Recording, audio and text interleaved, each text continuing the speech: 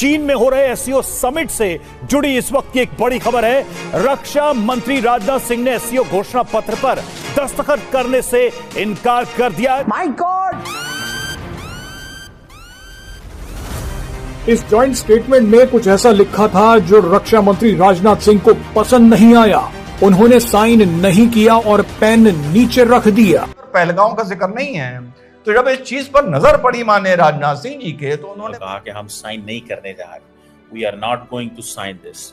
बहुत बुरा। ये तो मैं तो समझता हूँ किस किस्म का आदमी है, ये दीवाना हो गया है। इंडियन जाहिर है यही स्ट्रेटजी इस्तेमाल करते थे। उन्होंने सीधा सीधा पाकिस्तान के कहा जी कि हमने ऑपरेशन सिंदूर किया, माय गॉड! और ये हमारा राइट था, माय गॉड! और हमने ये करना है, माय गॉड! और हमने नहीं छोड़ना। My God! जागते रहो, जागते रहो। तौबा तौबा तौबा, खुदा मुझे माफ करे। ये कमीने बाज नहीं आ रहे, हमें सीजफायर नहीं करना चाहिए था। हमने फिर इनको मौका दे दिया, इन सांपों को ये सिमट कर तैयारी करके दोबारा हम पर हमला करें। हाय, मुझे ऐसे लगता है कि पाकिस्तान भी कल को यही कहेगा कि हमारा भी हक है, हम भी जो दिल करेंगे करेंगे। हाय, पाकिस्तान में दो चेहरे हैं, एक पॉलिसी बनाने के लिए और एक जूता खाने के लिए। जो पॉलिसी बनाता है उसका नाम आसिम मुनीर है। हमने नहीं करना क्योंकि ये बायलैटरल चीजें नहीं लेके आता, इसमें मल्टीलैटरल चीजें आती हैं। और शंघाई कोऑपरेशन ऑर्गेनाइजेशन जो है, ये आपको पता है कि एक सीरियस प्लेटफॉर्म है। लास्ट टाइम जब शंघाई कोऑपरेशन ऑर्गेनाइजेशन का फोरम इधर इस्लामाबाद में हुआ था, तो तब भी पाकिस्तान ने इसको, उस वक्त याद होगा, कश्मीर के मसले को उस तरह हाईलाइट नहीं किया था और बड़ी पाकिस्तान पे तनकीद हुई थी।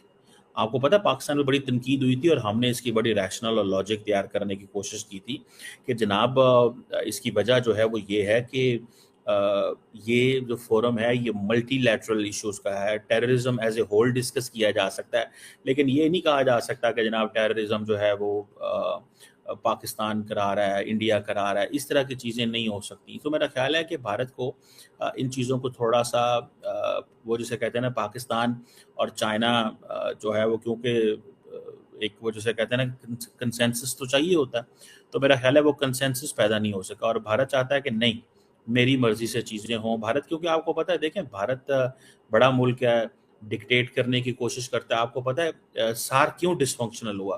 क्योंकि भारत डोमिनेंस चाहता है, भारत डोमिनेंस चाहता है, भारत अपनी मर्जी चाहता है। भारत चाहता है कि हम जो कहें वो हो, हम जैसे चाहें वैसे हो।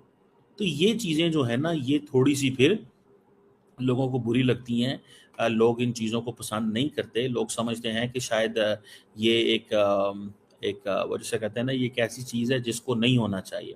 बहरहाल देखना ये है कि अब क्या होता है, नेक्स्ट क्या होता है। इंडिया देखें, इंडिया ने अपना असर व रसूख इस्तेमाल करना है। इंडिया अपना असर व रसूख इस्तेमाल करेगा और मुझे लगता है ज़ाती तौर पे, व्हाट आई अंडरस्टैंड, जो मेरी ज़ाती राय है कि इंडिया इस असर व रसूख को इस्तेमाल करते करते भले उसको चाइना से भी लड़ाई करनी पड़े तो वो करेगा।